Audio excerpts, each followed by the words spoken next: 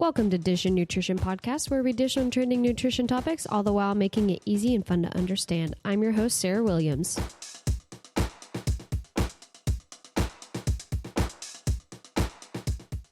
It's a solo episode. I'm sorry, scheduling conflict. That was my bad. So it's just me today. However, I thought this would be a great opportunity to kind of talk about how to effectively study for the Registered Dietitian exam or RD exam. This is a pretty boring topic, so I thought it was a perfect solo episode. The RD exam is one of the most intimidating exams you can take in your registered dietitian career, outside of like extra certifications and things like that.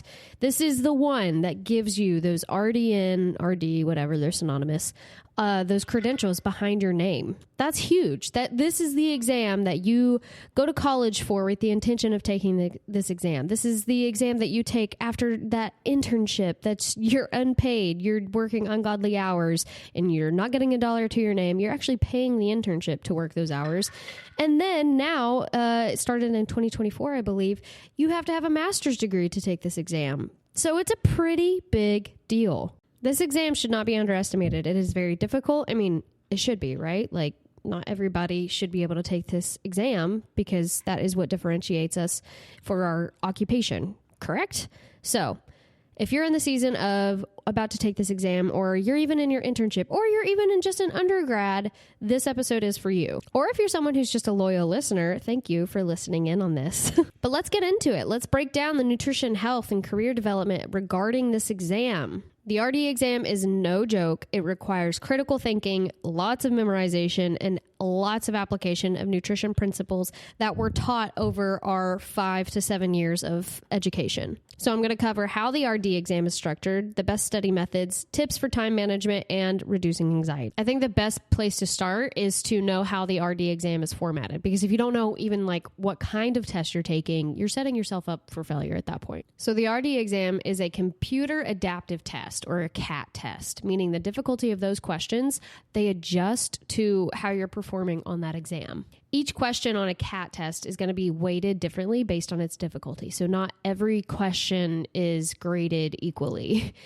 Therefore, the percentage of questions answered correctly doesn't directly translate to your skilled score, because that would make too much sense. And instead, the algorithm considers both the difficulty and the number of questions answered correctly to compute your final score. So it is a good system in theory. However, I err on simplicity and just kind of like, if you get the most questions correct, you should probably pass.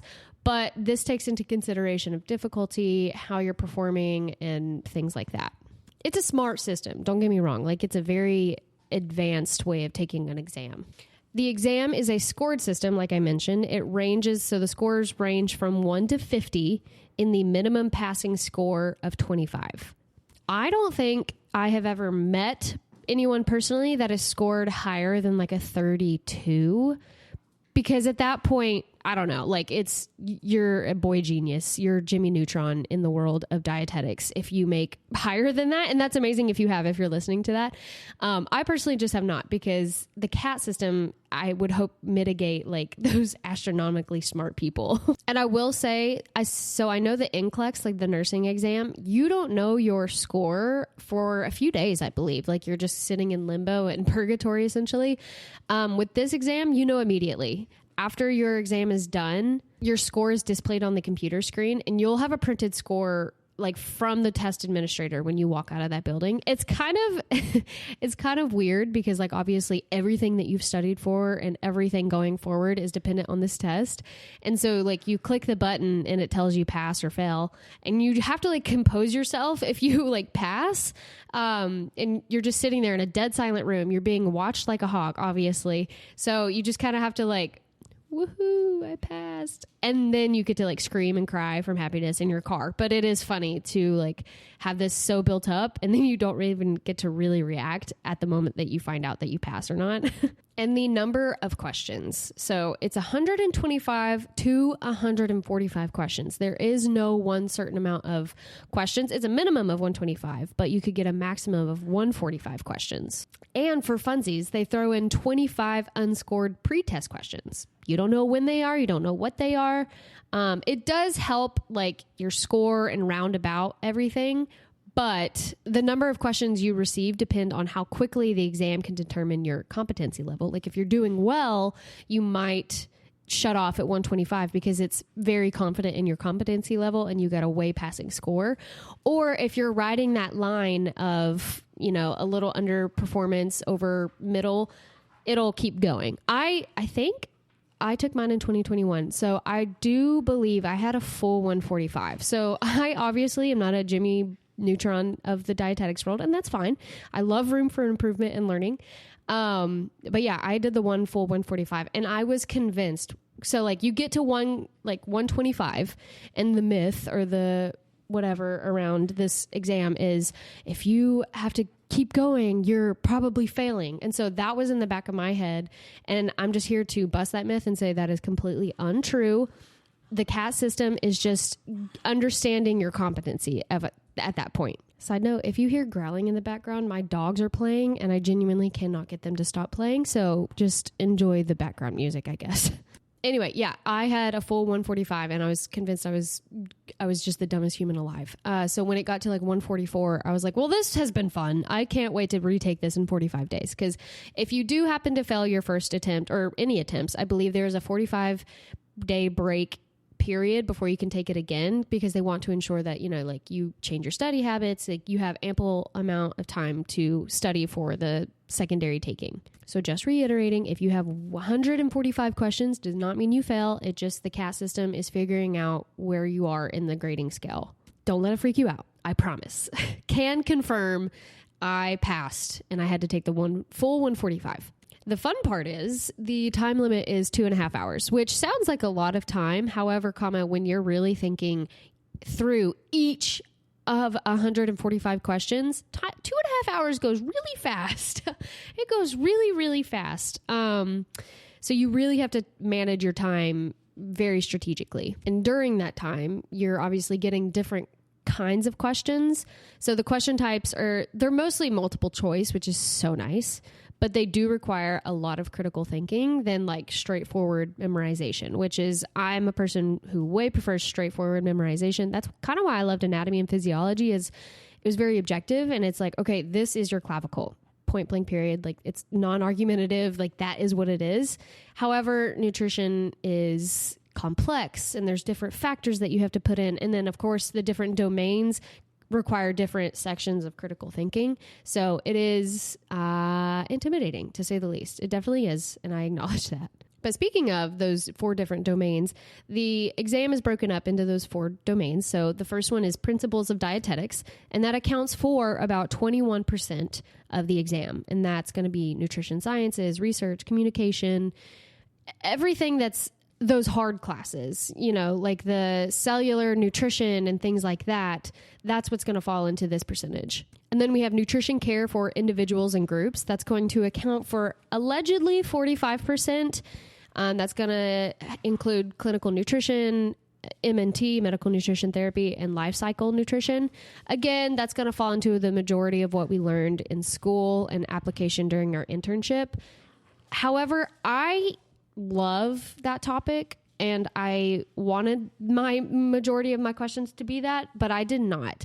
And I think the CAT system really picked up on that I struggled with like food and nutrition programs, like community programs and food service systems. It really picked up on that. So I got a lot more of those questions rather than the nutrition care for individuals and groups. But again, this is just like alleged, and the CAT system will adjust accordingly to where your competency skills are or lacking. The third one, like I just said, is management of food and nutrition programs. So that's going to be menu planning and food service systems and like HR. That's 21%. I did not enjoy that portion of our learnings in undergrad, but it is necessary and I do understand the importance of it. It's just, it was mind numbing to me personally. And then we have food service systems, and that apparently is 13%. I did not get 13%. I feel like mine were way more. But that's procurement, sanitation, cost control, HACCP guidelines. I did not personally enjoy that, but that is apparently 13%.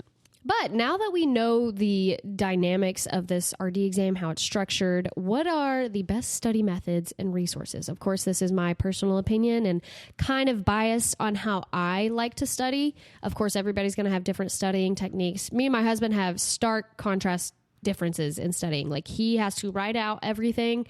I'm a note card girly, but that's just me.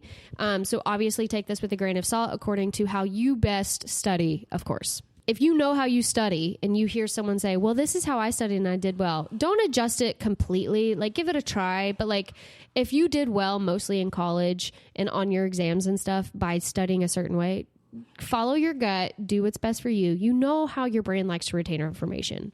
But here is what I did and what I used. So I like to use comprehensive study guides. Jean Inman, if you are a dietitian or if you are studying for this exam, you know my girl, Jean Inman.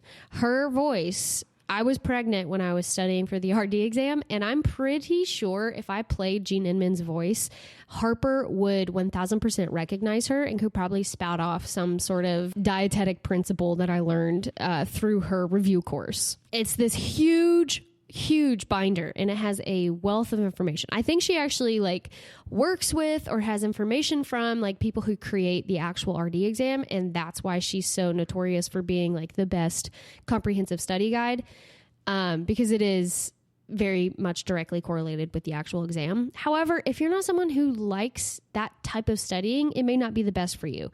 There are CDs that you can listen to, and then she breaks down each thought because it's broken up in those 4 domains, the binder is, and then there's multiple choices and the answer guide is in the back. So it's a good one. And it was a very good refresher because, I mean, at this point I had been in school for 5 years at this point. I might not very much clearly recall things that I learned from my first or second year. So it was a very good refresher for core concepts in nutrition. I did use that, but I also used it in conjunction with, there's this software called Visual Veggies.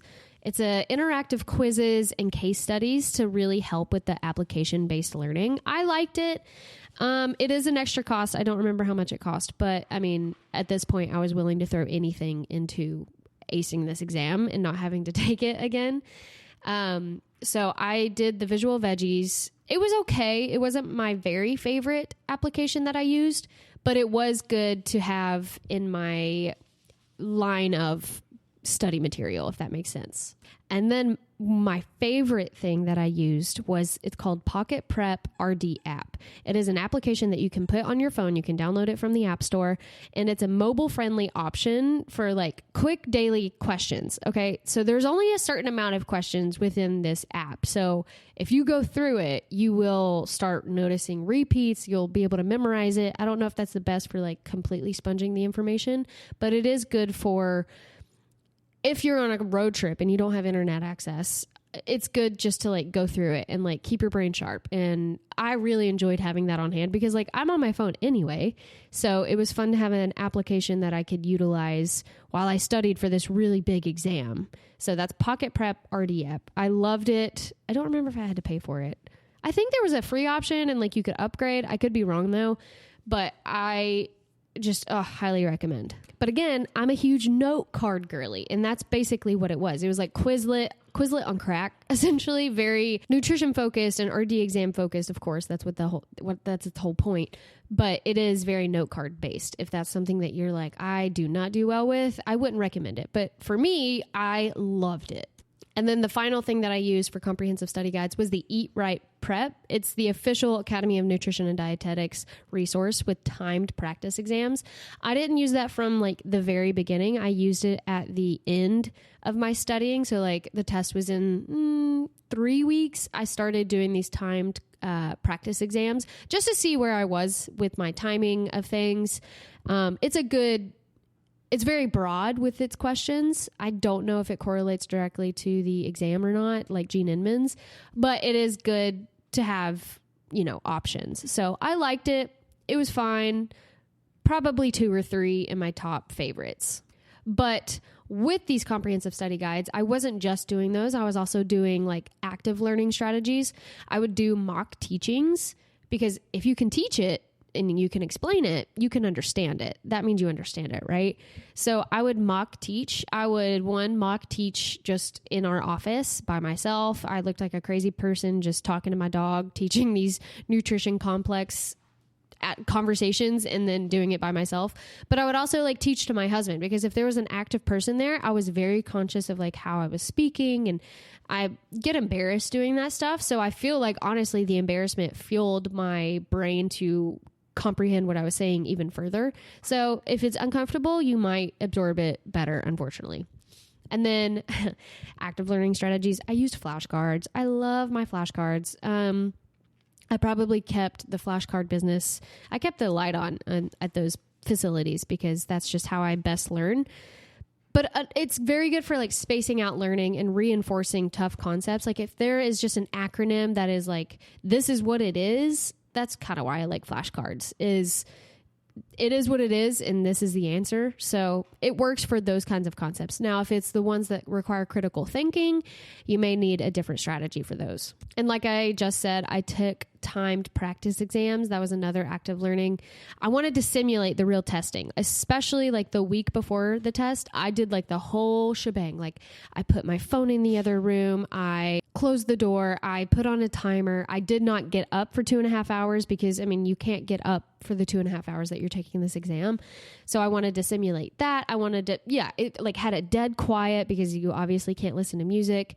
So I really wanted to simulate and being in those testing conditions to kind of exposure therapy at that point, just to get rid of anxiety as well. And like I said before, not all content is equally tested.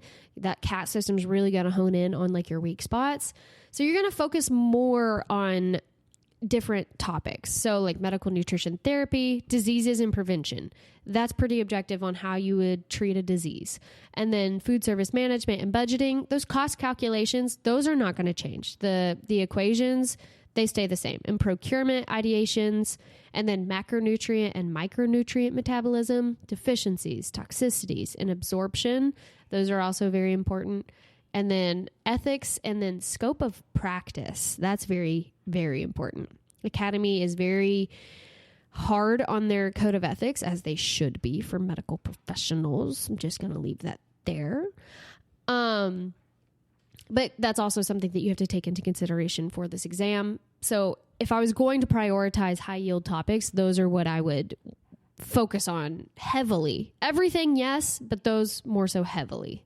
But now that we've talked about how you should study, what the exam is like, how long should you study for the RD exam, right? So it's not going to be like, okay, you graduated, you're eligible for the exam, now go take it in a week. No, most people actually take 8 to 12 weeks.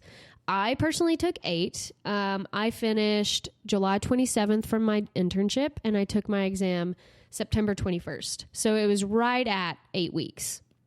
I was very blessed to be able to, I wasn't working at that point. I did not take a job right out of the internship, which some people do, because you can work under whoever your supervisor is as an RD and be RD eligible, quote unquote.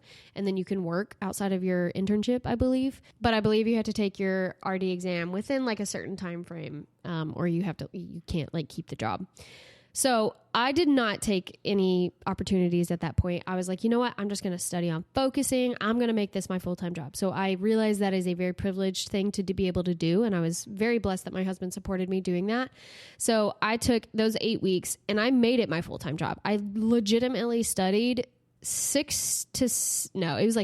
to 8 hours a day, Monday through Friday. I took the weekends off because I was like, overstudying, I felt like is a thing. So I was like, weekends are off, chill time up until testing week. Then it was like full force. But every day I would study about for 7 or 8 hours. Of course, breaks put in, but it was a full workload, quote unquote. So if you're someone who, I'm just going to put like a sample study plan for 10 weeks, let's say that. And I'm going to be saying this person was like me in my position, and they have the ability to study most days, no distractions, which I realize is not a common case. But this sample study plan, ideally, actually, you should start studying during your internship. And a lot of internships will incorporate study sessions with your cohorts and things like that. But I'm talking about like fresh out of your internship, you just graduated. Let's break it down. You are in grind mode for this exam. So weeks 1 through 3, you're going to focus on understanding those core concepts: M&T, metabolism, food service. This is when you're going to introduce those practice exams and questions. You don't have to do it every day, but this is when you're going to like start implementing them. And then by week 3, you should be doing them almost daily. And then weeks 4 through 6, you're going to start using those practice exams every single day. You're going to spit out that information. You should be dreaming about this information, which I 1000% did. Jean Inman was narrating my dreams at this point. She was narrating my dreams, and I had highlighter, Sharpie all over my body because I just was throwing myself into this exam. And then weeks 7 to 9, you're going to identify those weak areas, and everybody has them. You're not going to be able to say you don't. You're going to identify those weak areas and refine your problem solving skills. Mine, like I said, was those community programs, those food service things that you had to remember. It didn't interest me, so that's why I struggled with it. And then week 10, the week before you take this exam, you're going to review your notes, and then you're going to do the test taking strategies. You're going to simulate the RD exam at least once, preferably twice, just to really reduce that anxiety. Testing anxiety is a thing. You could be the smartest human in the world, but if you have testing anxiety, it just negates any and all intellectual ability you have. And then the day before your exam, you're going to rest. You're going to rest because you've been prepping for 10 weeks. It's not going to just fall off your brain. It's not going to slide out your ears. You are going to rest, preferably. You can lightly look at your notes. You can glance, but you're not going to simulate 2.5 hours. You're not going to cry and be scared because you did the work. If you genuinely did, you did the work, you put in that effort, and it is time for you to rest and prepare for that big game, you know? And complete side note, pro tip, I guess, set aside 1 hour a day when you're in your intensive study sessions to focus deeply on one domain. Don't because outside of that, you're going to be like intertwining all 4 domains, but 1 hour a day, focus deeply on one domain, preferably the one that you struggle most with, but also don't forget the ones you do well with because you don't want to hyper focus on other things. You want to all equal across the board. So short, frequent study sessions are way more effective than cramming. So now it's test day. What are some strategies that you can use for exam day to really help you for your best success? All right. So number 1, This is basic stuff that they teach us in middle school, but it's good to be reminded, and it also rings true. Number 1, process of elimination. If you don't know the answer, if you look at this question and you read it and you're like, I have never heard of these words before, never have I seen them strung together like this, you have no idea, you're going to eliminate obvious wrong choices first. Chances are you're going to know at least a few of the answers, what they are and how it pertains to nutrition. And if it has nothing to do with the context of what the question is saying, you can eliminate them. So that's probably going to bring you down to 2. And then you have a 50-50 shot. That's not horrible. That's not horrible. So if you would like, it goes up from 25% to 50% chance of success.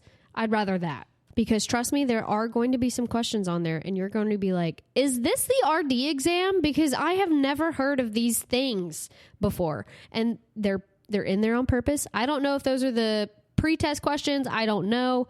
There's going to be some that are going to stump you, unless, again, you're Jimmy Neutron of dietetics. But there's some that's just going to be like, I never learned this in my 6 years of studying. And then you're going to get to a question that you see 2 answers may be right. Go with your gut. Go with your gut, go with your gut, go with your gut. Your first instinct is often the right one.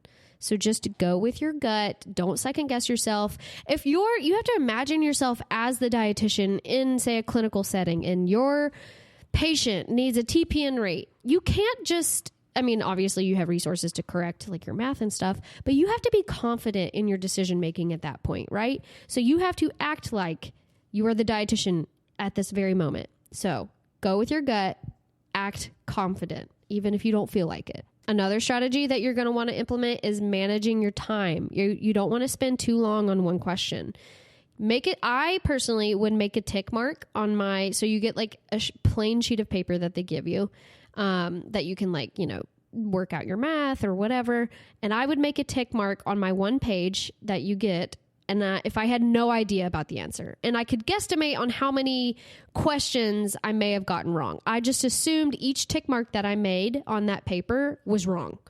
It may not have been, and you don't get to know if you got it right or not, but I at least could be like, okay, well, I have 5 questions that I'm not 1,000% sure. So those 5 questions could be wrong. And I'd like to just get a gauge instead of like letting that overwhelm me and being like, I don't remember how many questions I think I got wrong. And then like freaking yourself out. And then it's like a psych spiral toward the end of the road. You don't want that. So that's what I did, but very important to manage your time effectively, because that clock is going to run out regardless if you're on question 1. It does not care where you are in the exam. And then the next one is expect tricky wording. They want to trip you up. They want to make you think really, really hard. And then some questions on the test, they question you on how well you read and interpret information, because that's a very large portion of being a dietitian. So what you're going to do is you're going to read the question at least 3 times before you even get to the answering, before you even click the answer. Okay. You're going to read it 3 times and you're going to mouth it. You obviously can't speak because I took mine at a huge testing center. So there was other people taking tests around me, but you're going to read it and mouth it. And you're going to absorb what it's actually saying. You're not going to skim, because that is the best way to get the answer wrong, is not reading the question fully and fully interpreting what it's saying and asking. So that's a lot. That's a lot. The RD exam is no small feat. So how do you stay motivated? How do you reduce anxiety regarding this very important thing in your life? 1, you're going to find a study group or accountability partner. Now, I say this with the asterisk of, if you do well with study groups and partners. I did okay. It's not how I best retain information. I like to do it every now and then. In my internship, every Friday we would do reviews on exam questions, and that sufficed for me. I didn't feel like I best absorbed the knowledge that way. But it is something that other people do enjoy. And so finding a group or accountability to make sure you guys are actually studying definitely is helpful. There's a ton of Facebook groups that are like RD exam prep, RD exam takers, whatever. You can find someone and do it virtually, or find someone in your town, or just your internship cohorts. There's a lot of resources that you could use for that. And then you can use reward-based systems. You can set a goal. Like, if I finish this chapter and I do all my note taking, I'll take a break and I'll go on a walk. I am not a huge fan of using food-based rewards, because that just goes deeper than this conversation. But I mean, using things like that, or being like, I will go to Target and go to the dollar bin and get myself one thing, like just little things like that. Use it as a fun tool and not as a punishment, But speaking of breaks, taking breaks is huge. Because I said I did it for like 7 and 8 hours a day. I did so many breaks. I would set a timer. I would set a 25-minute timer, because something about a 30-minute timer, I was like, man, 30 minutes, like that's a long time. 25 minutes though, I don't know why I could personally stomach that better than 30, whatever. But I would set a 25-minute timer, and then after every 25 minutes, I would take like a 7 to 10-minute break, and then repeat, and then repeat, and then repeat, and then, take a lunch break, a little bit longer of a lunch break, and then repeat, and then just do it until the end of the day. That's how I best retained it, and that's how I felt less, a slave to the information and to the exam and the whole process. It was much more digestible at that point. And then this is so corny, and you're going to laugh at me, but I don't care. The biggest strategy for staying motivated, especially on exam day, which you can do this during while you're studying, but this is what I did on exam day. So I sat down at my computer after checking in. Like, you can't even wear rings. You can't wear earrings. You can't, like, it is very intense. So that's already anxiety inducing because they already like treat you like you're a cheating piece of crap with how much they go through to make sure you don't cheat, which is very important. And I'm very proud of all the testing centers initiatives to make sure people don't cheat. However, when you're sitting at your exam table, you're like already like, oh my gosh, like this is so scary. So when you get your sheet of paper, you're going to write out your name, comma, RDN at the top of the exam paper. Okay. You are going to visualize your name and those credentials behind your name. And you are going to, whatever you think, manifest it, pray over it, however you deem that acceptable to you and your beliefs and everything. You are going to look at it and visualize yourself as a registered dietitian nutritionist when you look at that. And if you are at a question and you're just like, what the heck is this even saying? What am I doing here? When you're spiraling, you're going to go back to that name with the RDN and you are going to say, you're going to take a deep breath and you're going to be like, I am qualified to be here. I am eligible to be here. I have worked hard to be here. And that helps so much. I can't tell you how many times, one, I looked at my name with the RDN behind it, and then also the deep breaths. I literally, my heart, there's a string going around. It's like, it's too bad my brain doesn't know the difference between being chased in the woods by a bear and, you know, if my kid skips nap time. It legitimately, my fight or flight was going off the entire time I was taking that exam. But those deep breaths and looking at my name with RDN behind them was just so motivating. And it just reminds you of all the people who, you know, saying, you're dumb, you can't do this. It fills you with fire. Let spite be your fueling fire. I don't know, but it helps you. I promise. It's so corny, but I promise. Write out your name, comma, RDN, and it will just motivate you to at least finish the exam, which is a big feat in and of itself.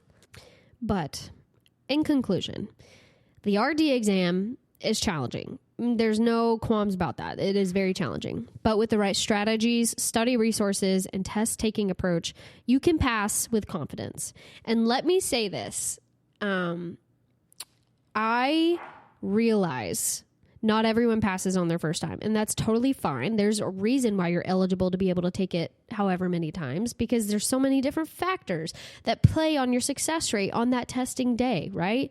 And I want you to remember, if you have to repeat test take, or if you're taking it for the first time and you're just so scared of failure, you are not a failure if you have to take it multiple times. That is a huge misconception. People will walk out completely defeated. But on any future job applications, they're not going to ask you, how many times did it take you to pass? They don't care about that.